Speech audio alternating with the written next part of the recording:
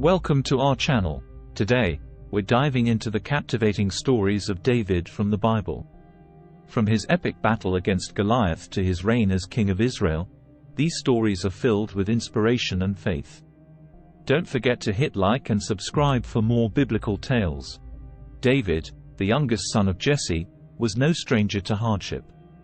As a shepherd, he spent his days tending to his father's sheep, his only companions the stars above and the beasts that prowled in the darkness. But there was a fire in his heart, a longing for something greater than the life of a shepherd. One day, news came to the land of Israel that the Philistines, their longtime enemies, had gathered for war. The two armies faced each other across the valley of Elah, with the Philistines on one side and the Israelites on the other. Among the Philistine ranks stood Goliath, a giant of a man, clad in armor and boasting of his strength.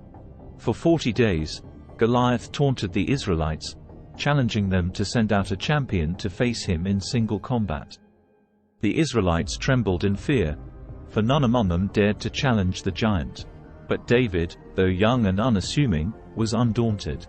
When he heard of Goliath's challenge, he went to King Saul and offered to fight the giant. Saul, impressed by David's courage, agreed, though he was skeptical of the young shepherd's chances against the mighty Goliath. Refusing the king's armor, David instead armed himself with his sling and 5 smooth stones from the stream. As he stood before Goliath, the giant scoffed at him, mocking his youth and lack of armor. But David remained steadfast, declaring, "You come against me with sword and spear and javelin, but I come against you in the name of the Lord Almighty, the God of the armies of Israel, whom you have defied." With a single stone from his sling, David struck Goliath in the forehead, felling the giant and securing a stunning victory for Israel. The Philistines, seeing their champion defeated, fled in fear, and the Israelites pursued them, routing their enemies. In that moment, David's name was forever etched in the annals of history as the shepherd who became a hero, the boy who faced a giant and emerged victorious. As news of David's victory over Goliath spread throughout the land, the Israelites were filled with a newfound courage. They pursued the Philistines, driving them back and reclaiming their lands. Among the Israelites, David's name was revered, and he was hailed as a hero. But as the celebrations died down and the Israelites returned to their daily lives, David found himself facing a new challenge. King Saul, once grateful for David's bravery, now viewed him with jealousy and suspicion. The king's son, Jonathan, had become fast friends with David, further fueling Saul's resentment. Saul's jealousy soon turned to madness, and he began to plot against David, seeking to kill him. But Jonathan, knowing the bond between his father and his friend, warned David of the danger. He urged David to flee, to escape the king's wrath and seek refuge elsewhere. David, torn between loyalty to Saul and the need to protect himself, made the difficult decision to leave. With a heavy heart, he said farewell to Jonathan and fled into the wilderness, where he would spend years on the run, pursued by Saul's men. During his time in the wilderness, David faced many trials and tribulations. He learned to rely on his wits and his faith in God to survive. He gathered around him a band of loyal followers, and together they lived off the land, always on the move to avoid capture. But through it all, David never lost his faith.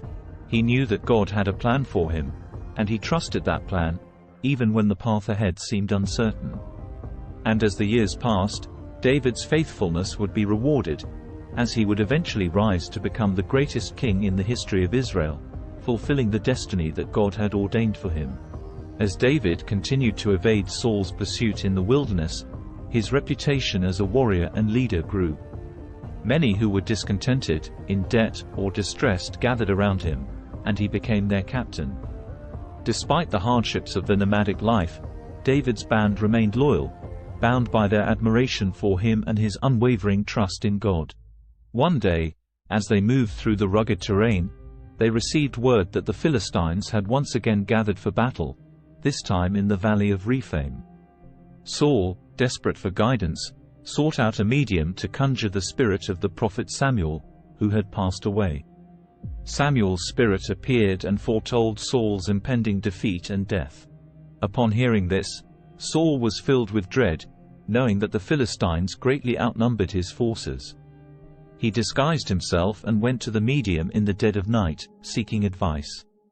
The medium, unaware of Saul's true identity, prepared a feast for him. Meanwhile, David and his men prepared for battle, knowing that the outcome would have far-reaching consequences. As they strategized, a messenger arrived with news of Saul's death on Mount Gilboa. The messenger claimed to have witnessed Saul taking his own life after being wounded in battle. David was deeply grieved by the news, despite Saul's relentless pursuit of him. He mourned not only for Saul but also for Jonathan, his dear friend, who had perished in the same battle. David composed a lament in honor of Saul and Jonathan, mourning their deaths and praising their valor. With Saul's death, David's path to the throne was clear, but he did not rejoice. Instead, he mourned the loss of a king, a friend, and a father figure. He knew that the road ahead would be fraught with challenges, but he also trusted in God's plan for him and his people. After the death of Saul, David was anointed king over Judah, while Saul's son Ishbosheth was made king over the rest of Israel. As David's reign in Judah grew stronger, Ishbosheth's rule became increasingly unstable. During this time, David's fame as a warrior spread, including the story of his victory over Goliath. One day, messengers arrived from Jabesh Gilead, a city in Israel, seeking David's help. The inhabitants of the city were under threat from the Philistines, and they remembered how Saul had once rescued them. David, seeing an opportunity to unite all of Israel under his rule, sent messengers to Jabesh Gilead, promising to come to their aid. At the same time, he sent word to the elders of Israel, proposing a covenant to make him king over all the tribes. The elders of Israel gathered to meet with David, and after hearing his proposal, they agreed to crown him as their king. Ishbosheth, hearing of this, was deeply troubled, and his rule quickly crumbled. As David's kingdom expanded, so too did his family. He took many wives and concubines, and his children grew up in the royal court. But with this prosperity came turmoil. David's son Amnon raped his half-sister Tamar, leading to a bitter feud between David's children. Despite these challenges, David remained a strong and just ruler, guided by his faith in God. He established Jerusalem as his capital and brought the Ark of the Covenant there, making it the religious center of Israel. Under David's rule, Israel flourished, and the kingdom grew in strength and prosperity. David's legacy as a warrior, a king, and a man of God would endure for generations to come. As David's reign as king over all of Israel continued, he became known for his wisdom, justice, and devotion to God.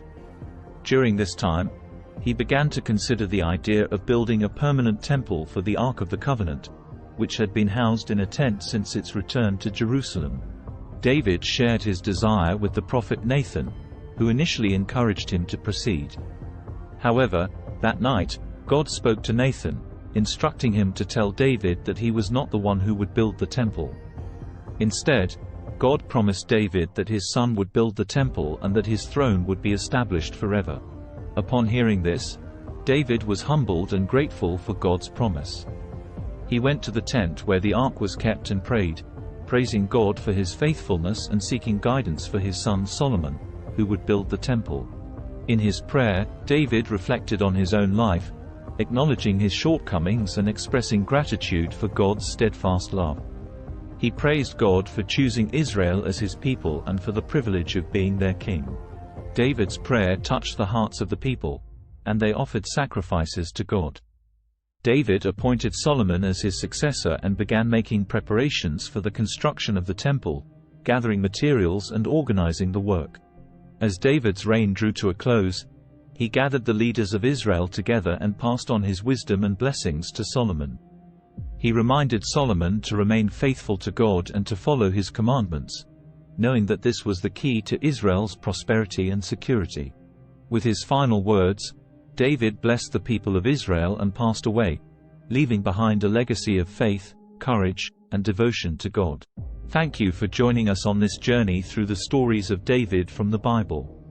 We hope you found them inspiring and meaningful. If you enjoyed this video, please give it a thumbs up and subscribe to our channel for more biblical content. Until next time, stay blessed.